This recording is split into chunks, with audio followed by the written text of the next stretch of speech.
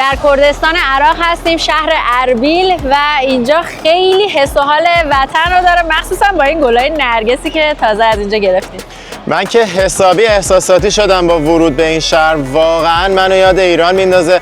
یعنی ما چند ماه پیش به تاجیکستان سفر کردیم، اونجا گفتیم خیلی حس و حال ایرانو داره، واقعا سفر جذابی بود برامون و الان واقعا برام سخت شده که تصمیم بگیرم اینجا بیشتر حس و حال ایرانو به من میده یا تاجیکستان. و اینکه من تا حالا خودم به کردستان ایران سفر نکردم، متاسفانه همیشه جزء آرزوام بوده و الان نمیدونم کی دوباره بتونیم بریم و به کردستان ایران سفر کنیم، ولی همیشه واقعا آرزوشو داشتم که بخشی از کردستان رو ببینم و حالا داریم قسمت عراقیشو میبینیم. خیلی جالبه اینجا، همینجوری که تو خیابونا راه میری، نوشته هایی که میبینی، از یه طرف کلمه ها احساس میکنی که خیلی شبیه فارسی هن ولی از طرفی فرق دارن و خیلی هاشو میتونی بخونی. تو خیابون میری با آدما فارسی حرف میزنی، با خیلی های ارتباطی بالاخره برقرار میشه و اصلا خیلی حس جالبی داره. اینا هم بگم توی تاجیکستان خب ارتباط با آدما، صحبت کردن راحت تر بود، منتها خب نوشتارا روسی بود. اینجا دیگه نوشتارا خب همون نوشتار فارسی عربی داره و همچنین ساختار شهری میشه گفتش که اینجا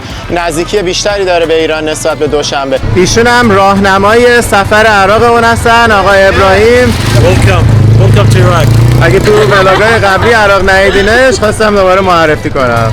حالا بریم با هم این شهر زیبا و تاریخی که مدرن ترین شهر کل کشور عراق هم حساب میشه رو با هم ببینیم. من نیکا هستم. من حسین از کانال پرشین اکسپلوررز. بریم برای گشتن در کردستان عراق. بزن بریم.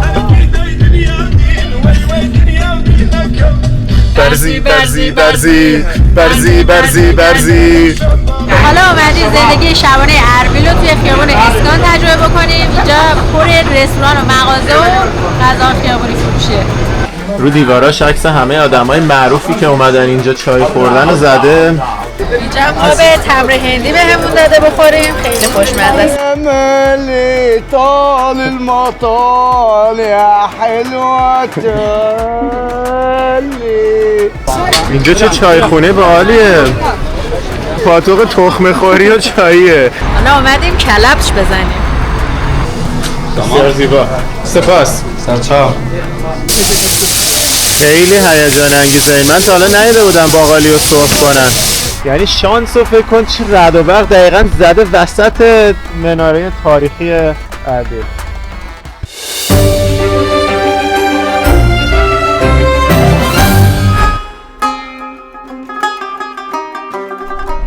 هم رسیدیم به مرز بین قسمت عربی عراق و کردستان.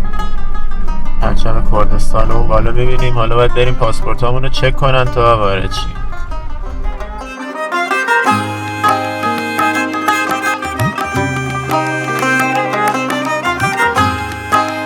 با موفقیت این مرز کردستان رو رد کردیم، وارد اربیل شدیم. حالا بریم که خیلی برای اینجا هیجان دارم، خیلی ازش تعریف شنیدیم.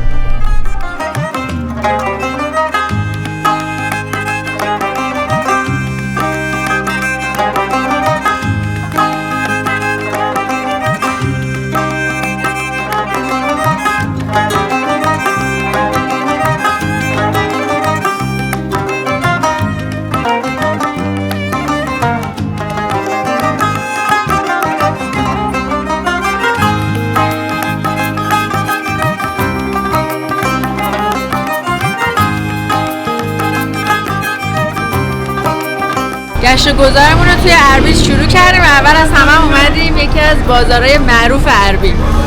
خیلی حس جالبی داره قدم زدن توی این شهر، یعنی واقعا حس ایرانو داره. همینجوری خیلی از کلمه ها رو میتونیم بخونیم و بفهمیم روی این مغازه ها. بیشتر راجع به این نزدیکی زبان هم قراره صحبت کنیم، ولی الان اصلا خیلی حس قشنگ و عجیبی بهم دست داده. به دوغ هم همون دوغ میگن، لبن نمیگن.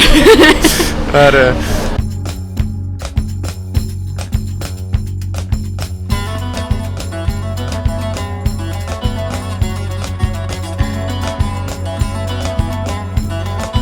بازاری زیرینگران، همون زرگران خودمون. اینم چایخانه قیردارانه. خیلی جالبه. این بزرگترین تفاوتی که با نوشتار فارسی داره اینایی که این ایاست که جدا میکنن، که الان این راهنمامون گفتش که این مثلا حالت بین ا و آ خونده میشه. هانار کردای عزیز من عذرخواهی میکنم اگر که دارم غلط غلوط میخونم. حاجی خلیل و جوهر قادر. حالا اینجا یه بازار طلا فروش هست دوباره، بریم داخلش رو ببینیم.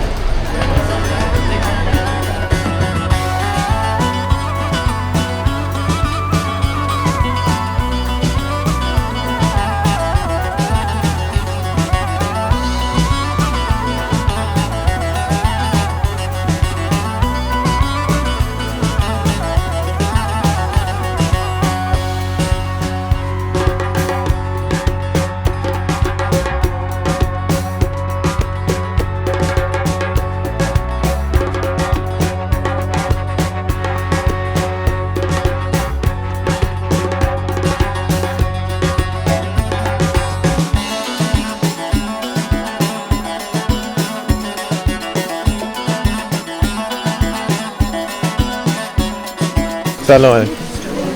اسمت چیه؟ آغش.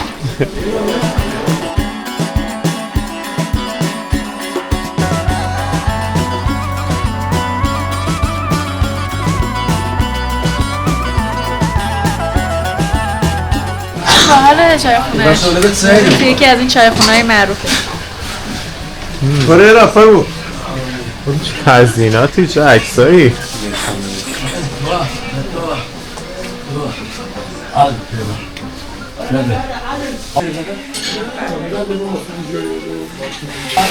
چیه؟ سلامتی. You don't even like doing the act? رو دیواراش عکس همه آدمای معروفی که اومدن اینجا چای خوردن رو زده دور تا دور و حتی صدام هم زده. اون یارو که اون وسط لباس آبی پوشیده. به نظرم الان جا داره که با من و حسین هم یه عکس بگیرن و بزنن به این دیوار. بزرگم بنویسن پرشین اکسپرس با علامت اینستاگرام و یوتیوبره. ما که معروفتر از خیلی از ایناییم.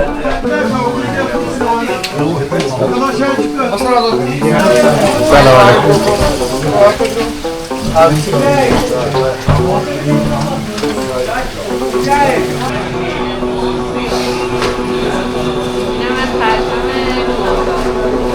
اینجا سیتادل اربیل یا به فارسی ارگ اربیله که در واقع میشه همین محلهای سکونت قلعه مانندی که دورش دیوارهای محافظ داره و این قدیمی ترین ارگ دنیاست که به طور پیوسته سکونت داشته. 8000 سال بالای این تپه مصنوعی آدم زندگی میکرده. در واقع یه جورایی میشه گفت تمدن 8000 ساله داره. البته در مورد تمدن توی ولاگ اول عراق صحبت کردیم. تمام تعریف‌های تمدن شاملش نمیشه، منتها با تعریف آسونگیرتری از تمدن میشه گفتش که اینجا تمدن 8000 ساله داره. و خیلی جالبه که الان برای اینکه این پیوستگی حفظ بشه، چون داخلش خیلی قدیمی شده بود و میخواستن بازسازی کنن، باید تمام خانواده هایی که توی این ارگ زندگی میکردن و میآوردن بیرون که بتونن داخلش بازسازی کنن.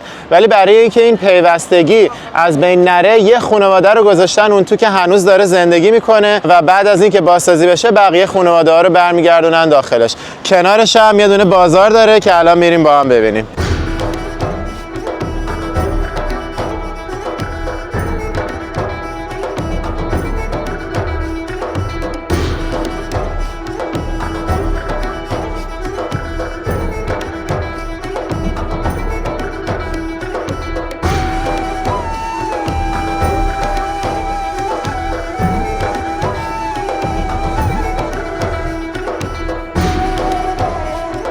یه دستفروش دیدم که کلی از این دسته‌های نرگس، گل نرگس داشت. اینجا بهش میگن نرجس. 3 تاشو گرفتیم که 5000 تا شد، یعنی حدوداً 3-4 دلار. خیلی هم خوشبوه. عاشق این نرگسام.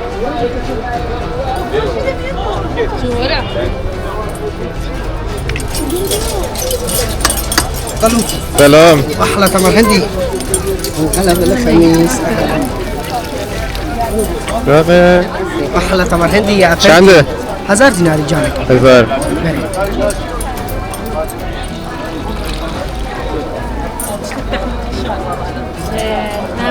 سپاس.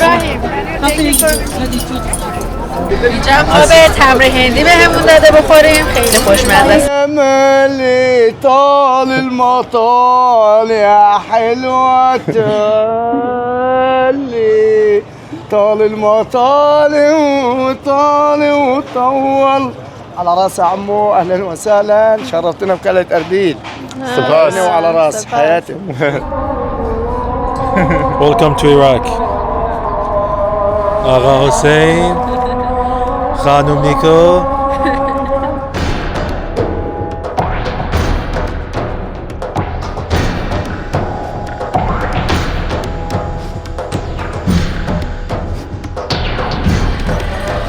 عجب کباب خونه باحالیه.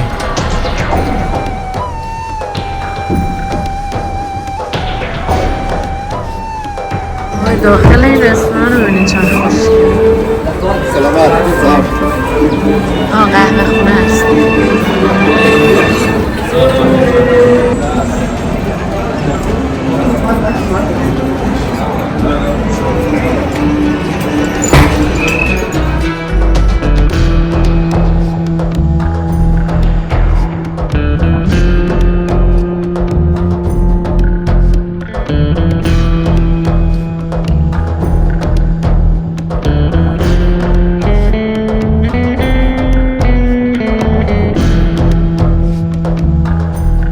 اینجا یه سری بازمانده های دیوارهای قدیمی تر میبینیم.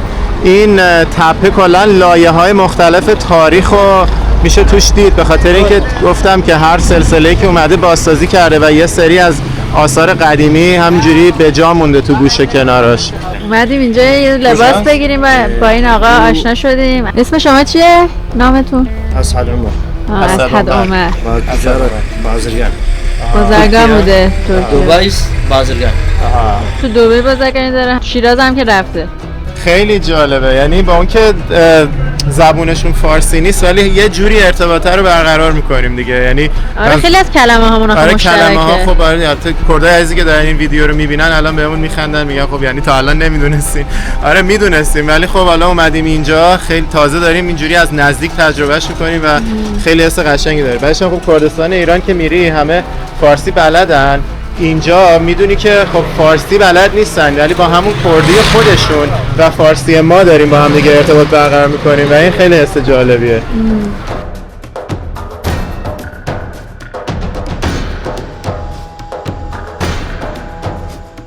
حالا اینجا بافت قدیمی شهر اربیله که الان دیگه سکونت نداره، دارن آروم آروم این منطقه ها رو خراب میکنن و خونه های جدید میسازن، ولی گفتم بیام یه قدمی بزنیم اینجا و کلا راجع به تاریخ کردستان و اینکه چجوری به شرایط امروزی رسید که توی 4 کشور مختلف تقسیم شده صحبت کنیم. اول از همه بگم خب زبون کردی با زبون فارسی ریشه مشترک دارن و کلا خب هممون از یه قومیم. زمان هخامنشیان زبونمون یکی بوده، یعنی یه زبون مشترک هست که تو علم زبانشناسی به این زبان مشترک میگن پروتو ایرانیان، یعنی زبان اولیه ایرانی که اشاره داره به محدوده جغرافیایی فلات ایران.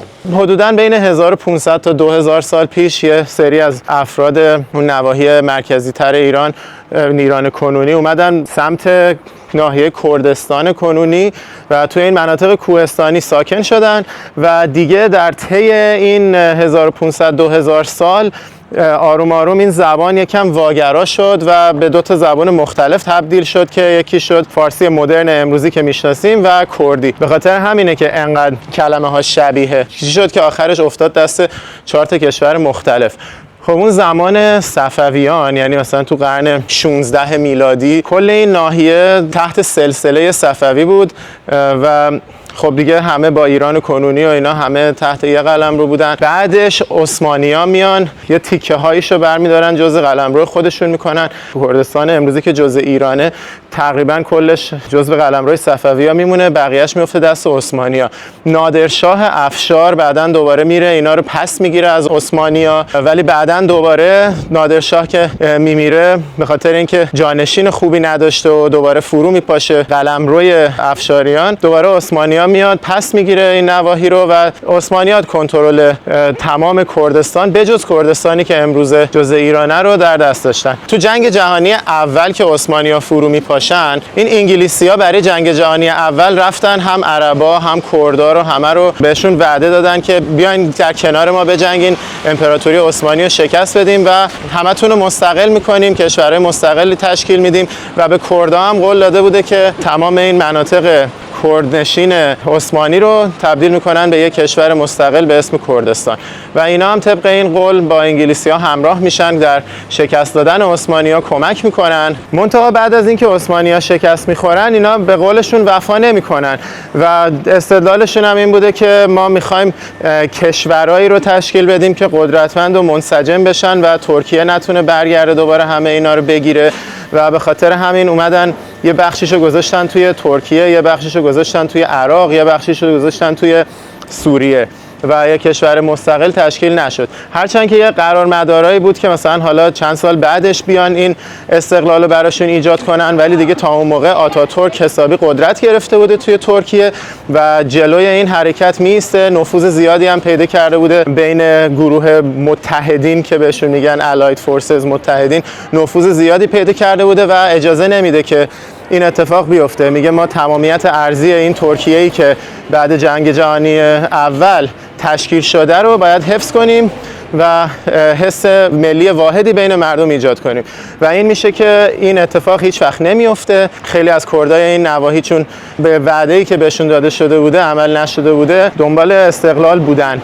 و همین باعث شد که خیلی در طول تاریخ کشمکش‌های زیادی باشه و سرکوب بشن. عراق الان تنها جاییه که یه خودمختاری براشون به وجود اومده. توی جنگ با صدام وقتی که صدام سرکوبشون کرد تونستن حداقل یه خودمختاری نسبی بگیرن، هرچند که تو دوران صدام این خودمختاری فقط اسمی بود و در عمل میگن که کاملا تحت کنترل دولت مرکزی عراق بودن. بعد از اینکه صدام شکست خورد و دولت جدید عراق تشکیل شد دیگه بالاخره این کردستان خودمختاری رسمی خودش رو به دست آورد، کردستان عراق، ولی همچنان توی ترکیه و سوریه سرکوب میشدن. حالا یه گروهی تشکیل شد به اسم پارتی کارگران کرد، PKK بهش میگن، که از طرف یه سریا به عنوان گروه تروریستی اعلامشون کردن، از طرف خیلی ها معتقدن که اینا فقط دارن سعی میکنن اون چیزی که حقشونه به دست بیارن و حتی در شکست دادن داعش کمک کردن و خلاصه یه مسئله خیلی حساس و پیچیده‌ایه. به خاطر همین من اصلا نمیخوام وارد اون بحث بشم، فقط خواستم بگم اینم وجود داره و ترکیه همیشه سرکوبشون کرده و یکی از دلایلیه که خیلی از کردای داخل ترکیه یه انزجاری نسبت به اردوغان دارن. واقعا کردا برای من عزیزن، کردای داخل ایران که جز دوستای صمیمیم هستن، کلی از دوستام کردن و من تا حالا تو زندگیم هر برخوردی که با کردا داشتم مثبت بوده. جز افراد مورد علاقه من تو ایران هستن، هرچند که من کلا تمام افراد و قومای دنیا و به خصوص هموطنامون رو دوست دارم و همشون برام عزیز و ارزشمندن و کردا هم که همیشه بامرام و باحال بودن هرچی باشون برخورد داشتم. این موضوع رو هم تاکید کنم که اگه چیزی رو جا انداختم توی توضیحاتم قطعا از روی قصد و غرض نبوده و عذرخواهی میکنم. قطعا توضیحات تاریخی کامل نیست، تاریخ خیلی چیز پیچیده‌ایه و وقتی سعی میکنی ساده‌اش کنی هیچ وقت کامل در نمیاد و ممکنه یه سری از مسائلی که برای یه سری از آدما مهمتر، اهمیت بیشتری داره، حساسیت بیشتری داره مطرح نشه و باعث دلخوری بعضیا بشه. امیدوارم اینجوری نبوده باشه و فقط اطلاعاتی که تونستم جمع آوری کنم و خیلی خلاصه کنم و بازگو کردم. امیدوارم حداقل برای اونایی که راجع به تاریخش کمتر میدونستن مفید بوده باشه. حالا بریم برای ادامه اربیل گردیمون. حالا اومدیم پارک مناره مظفریه. یه مناره اینجاست که 700-800 سال قدمت داره. حالا بریم ببینیمش و راجع بهش توضیح بدیم. حالا اینجا مسیر رفتن به سمت مناره مجسمه های شاعرها و دانشمندای معروف کرد رو گذاشتن. بریم از کنارشون رد شیم.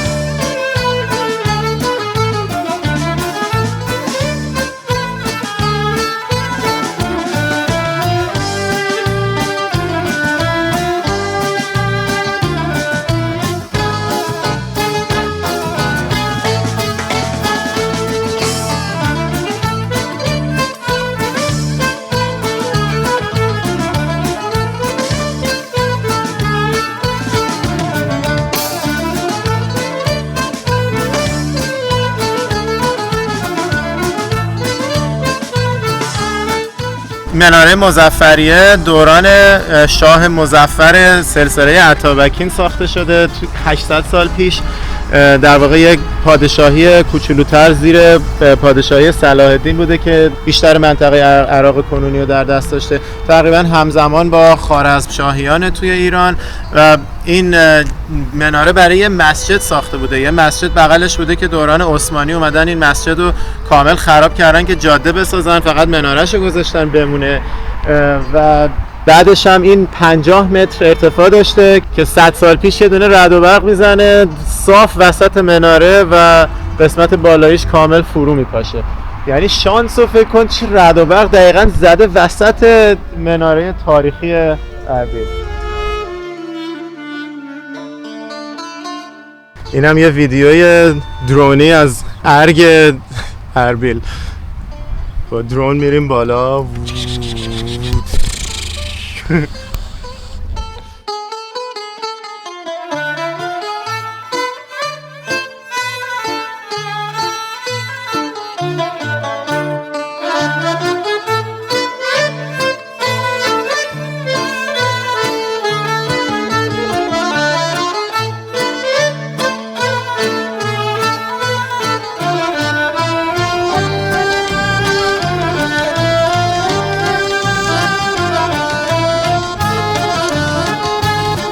اومدیم کلبش بزنیم. اینجا رستوران معروف کله پاچشه، اینجا هم بهش میگن پاجه نوشته، البته پاجه قلعه آندالوس. سلام علیکم.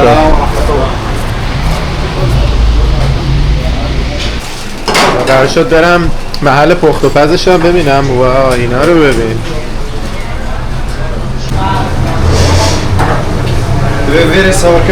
کله پاچه یا کله پاچه؟ کله پاچه. کردی هم کله پاچه است؟ کردی سروپه. سروپه؟ سروپه. و عربی پاچه. عربی پاچه.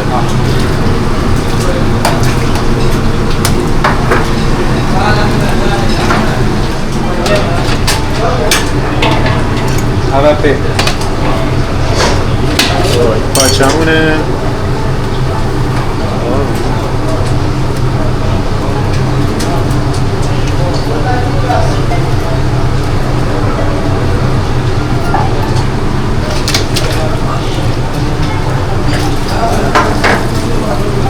What is this one? لحم. لحم. گوشت. گوشت کله. بناگوش. این یکی چیه؟ اولش گوشت. گوشت. راش کله.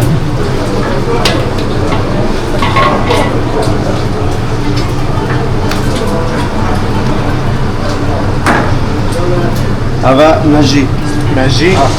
ما میگیم مغز. زبان داریم؟ زبان زبان. کردی میشه زبان. زمان. زبان بس قط کن. بس قط.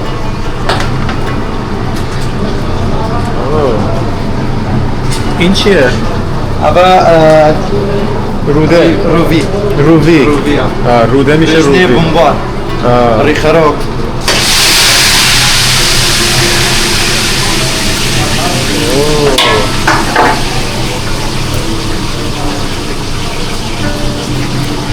جالب بوده رو توش برنج ریخته. برنج و گوشت. این چیه؟ این داخلش چیه؟ برنج و گوشت. اینم برنج و گوشت. برنج و بیچه گوشت و بهارات. با بهارات. یکیش آبپزه یکیش سرخ شده. این راهنمامون میگفتش که توی عراق کلا خانوما کله پاچه دوست ندارن. مثلا تو کله پاچه یا خانم نمیبینی. الان نیکا تنها خانومه اینجاست. سیره و طماطم. سیره. اول سیره، اولش طماطم سپایسی یعنی دیجا.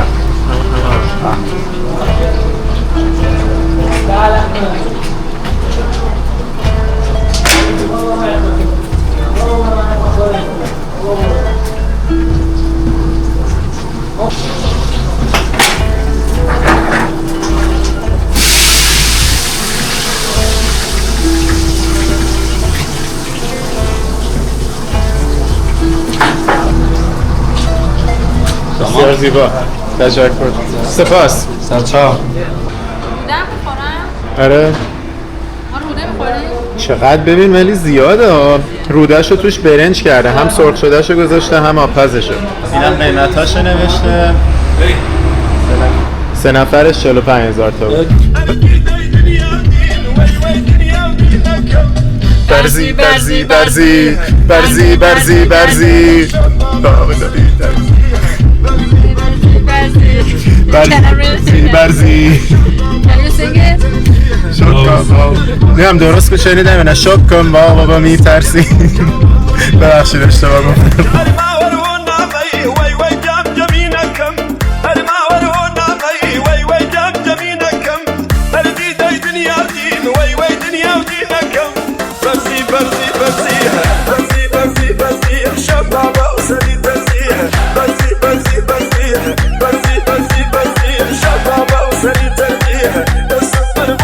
حالا اومدیم پارک سامی عبدالرحمن، یکی از جاهایی که ملت میان برای راه رفتن و همجوری لذت بردن از طبیعت. خیلی هم ماشین جلوش پارک بود، اصلا جا پارک پیدا نمیشد. تو خیابونم همه پارک ممنوع ماشیناشونو گذاشته بودن. بریم ببینیم واقعا پارکش انقدر شلوغ هست یا ماشینا الکی اینجا پارک کردن.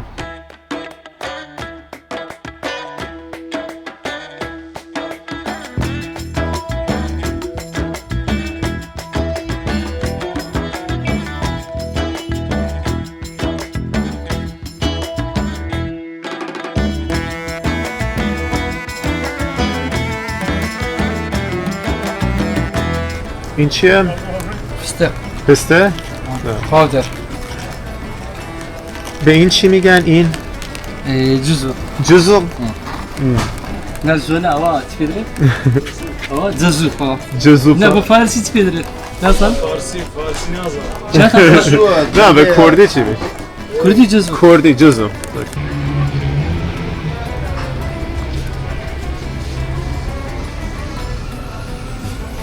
سپاس.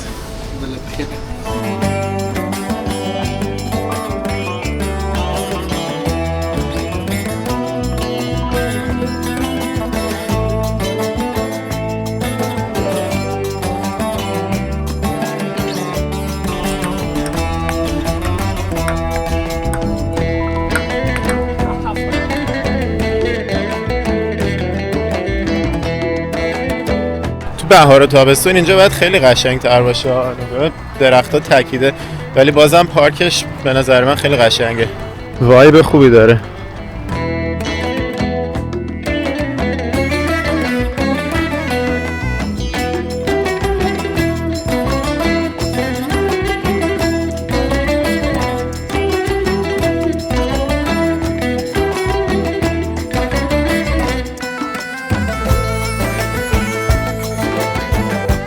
آقا شانس رو ببینین، اصلا اومدیم اینجا آبش خالیه.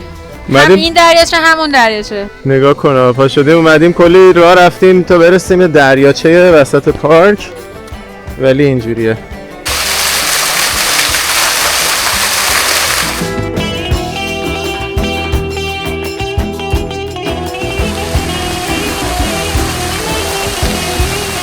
حالا همینجوری دیدیم روی نقشه یه منطقه هست به اسم نوروز، گفتیم بریم یه چرخی بزنیم ببینیم چه شکلیه و یه محله هاشون کلا اینجا یه معمولیش چه شکلیه.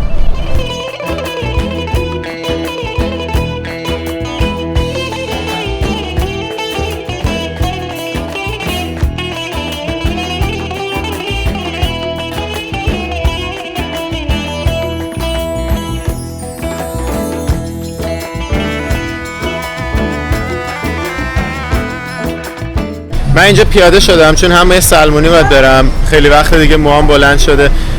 همین که دوست داشتم تو این محله یکم راه برم، واقعا حس قشنگی داشت، واسه همین گفتم حیف از تو ماشین ببینمش. نیکا رو برد مال که یکم خرید کنه و من یکم قدم میزنم و میرم موهامو کوتاه میکنم.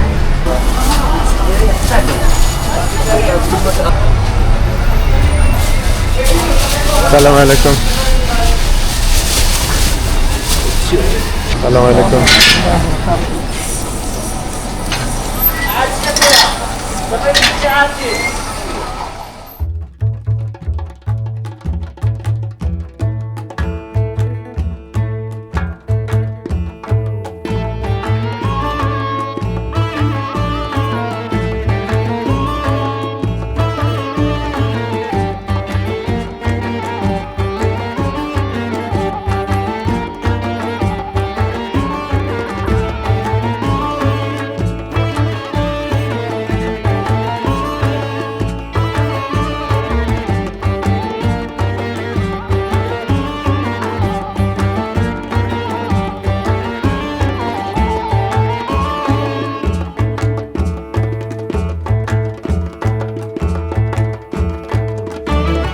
ارزان فروشی مام خالید.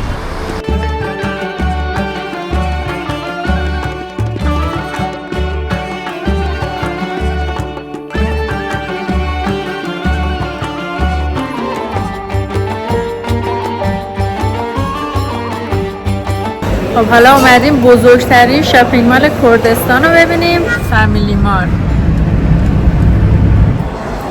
اول از همه ماشین رو که پارک کردیم در اومدیم توی قسمت سینماش. ببینیم مال بزرگ فامیلی چی داره.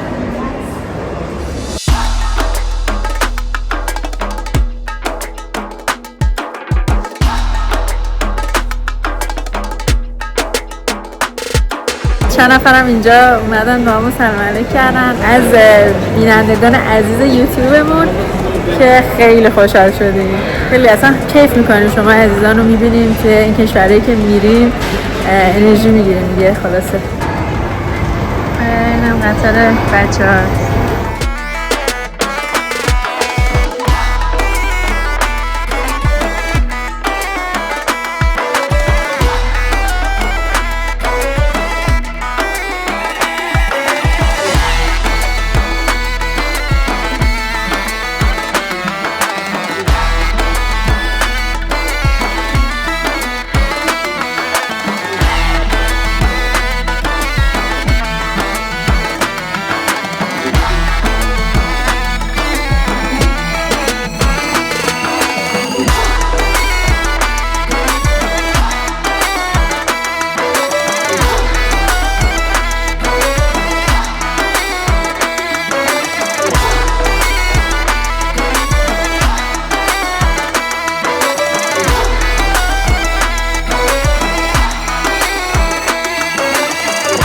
اینم فامیلی مال معروف اربیل.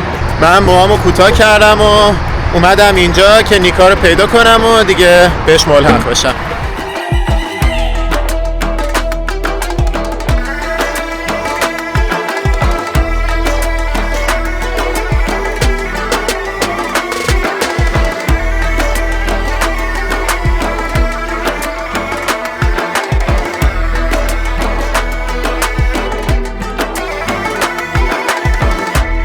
بالاخره نیکا رو پیدا کردم. قهوه گرفتیم اینجا داریم میزنیم. منم که بستنی پسته گرفته بودم، ابراهیمم که کیک نوتلا گرفت. خلاصه خوردیم و How was it? How was the cake? Perfect. Nice. این آقایونم که اینجا کار میکردن از نپال بودن. آره جالبه. این مثل این که نپالی ها اومدن اینجا یه بیزینس زدن.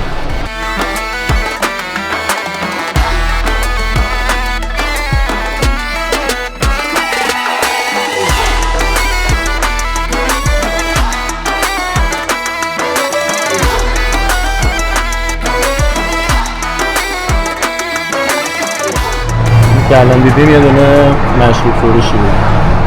حالا اومدیم زندگی شبانه اربیل رو توی خیابان اسکان تجربه بکنیم. اینجا پر رستوران و مغازه و غذا خیابانی فروشیه.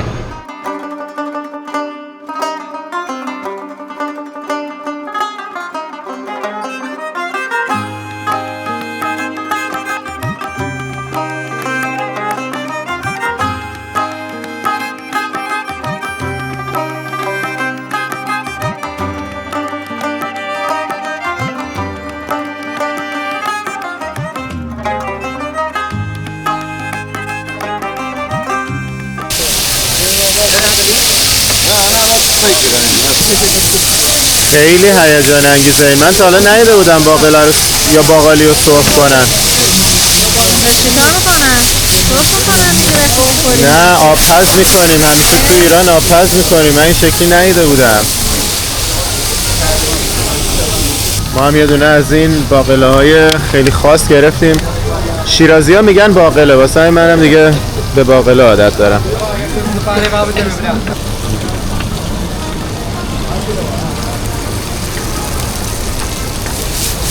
چقدر باحال شده. واقعا عالیه. خیلی خوبه. ما تازه فهمیدم که ما یه عمر اینو داشتیم اشتباه میخوردیم. پوستش هم میتونی بخوری.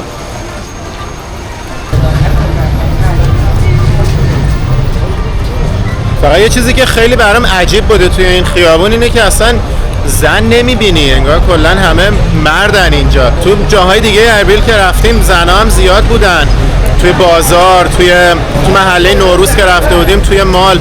ولی انگار کلا این فعالیتایی که به غذا ربط داره، کله پاچه باشه، غذا خیابونی باشه، نیستنشون اصلا.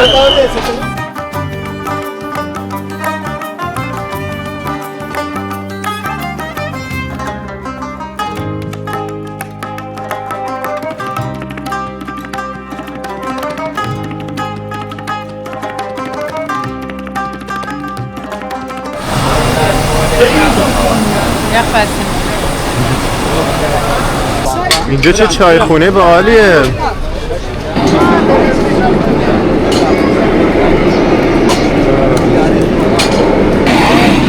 اونجا داره میله. آی چه بامزه است.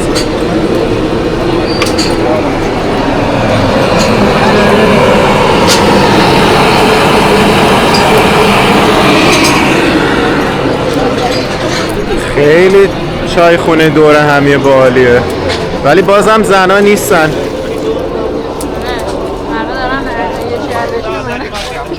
آره مردم اومدن اینجا رفیق بازی، خانوما هم نیستن.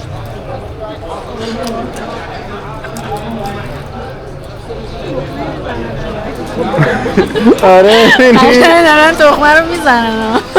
خیلی پاتوق تخمه خوری و چاییه. از اینا دیگه تو ایران من ندیده بودم، یه مکانی باشه که فقط تخمه بخوری و چایی. خیلی جذابه. تند همه مشغول تخمه خوردنن.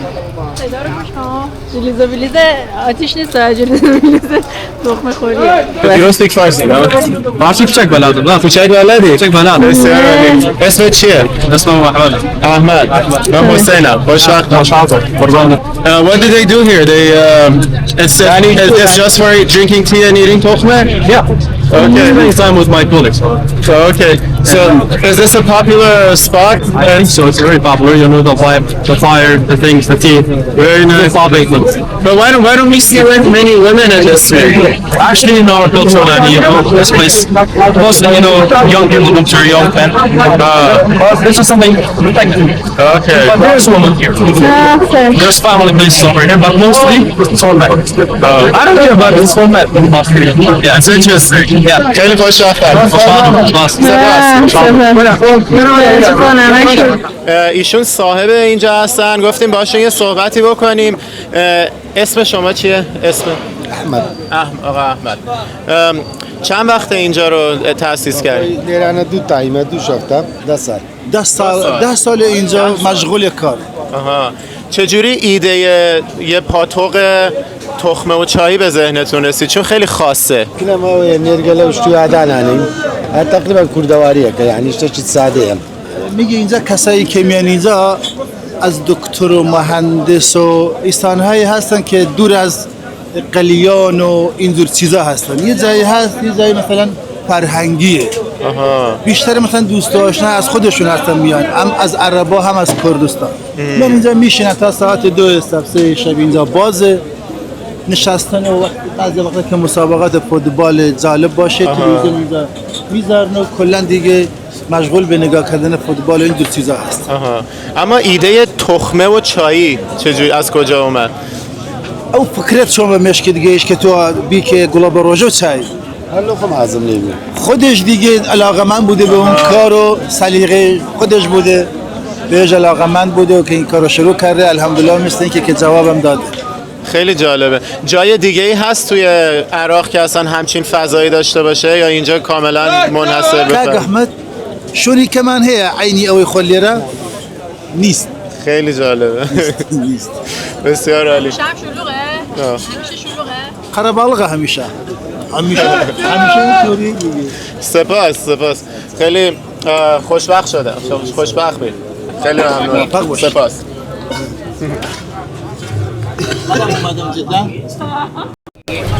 ما هم داغم رو گرفتیم با چایی هم تخمه خوردیم هم اینجا تخمه خوردن. تخمه ها رو پوستشو میرزه زمین. شب ساعت 2 صبح میاد اینا رو تمیز میکنیم. این هم هتل ما تو شهر اربیل ویو هتل.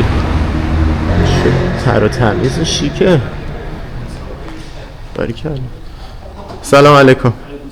اینجا هم اتاقمونه توی هتل. من تا رسیدم اومدم بالا، دویدم سر جلسه. دیگه ساعت 9 شب یه جلسه داشتم، جلسه تیمی با تیممون توی گوگل. اومدم سری کارم رو شروع کردم.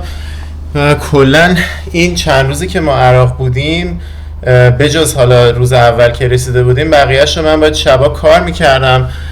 خیلی سخت بود، چون که مثلا باید میومدم از ساعت 7 اینا شروع به کار میکردم تا ساعت 3 صبح. بعد فرداش یه چند ساعتی میخوابیدم، فرداش دوباره صبح زود برنامه رو شروع میکردیم. مجبور بودم حالا تو ماشین یک کم ادامه خوابم و برم و دیگه خلاصه یه جوری گذرش کردیم. به خاطر اینکه من همه مرخصیامو برای مصر و مراکش گرفته بودم، دیگه جایی واسه مرخصی نداشتم و عراق رو دیگه آخرش تصمیم گرفتیم اضافه کنیم، چون خیلی کنجکاو بودیم در مورد عراق و دیگه گفتم دیگه مجبورم یه هفته دورکاری کنم که بتونیم این برنامه رو هم اضافه کنیم به سفرمون. خلاصه این شد که بازم طبق معمول یه هفته کاری سخت توی سفر داشتم، ولی دیگه تموم شد. امروز آخرین روز کاریه قبل از تعطیلات کریسمس و مرخصی‌هایی که لابلاش گرفتم و دیگه از فردا و تو کل سفر مصر و مراکش دیگه کار ندارم و میتونم مطلقاً به سفر بپردازم و همچنین تولید محتوا. البته حالا نیکا رفت سالن آرایشی، من سریع اومدم هتل کارم رو شروع کردم. دیگه نیکا که بیاد استراحتمون رو میکنیم بعد کار من و فردا صبح میریم برای ادامه کردستان گردی. خب نیکا هم برگشت، مبارک باشه. چه هزینه‌ای هم شد. راننده‌مون زنگ زده بود از این آرایشگره، قیمت گرفته بود، گفته بود تو 25000 تا برای اینکه هم هامو بشوره، هم خوش کنه، هم کوتاه کنه. و رفتم گفتم 50000 تا. گفتم 50000 تا یعنی مثلا میشه حدود 37 دلار.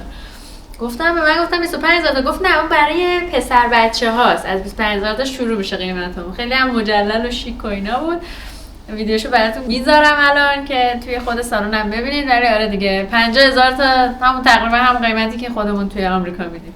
عجب. و حسین چقدر دادی تو؟ 6000 4 دلار. 4 دلار. اینم از دستشویی و حموم هتل. به قول نیکا خوبه، تر و تمیزه. صبح شد و اومدیم اینجا برای صبحونه هتل.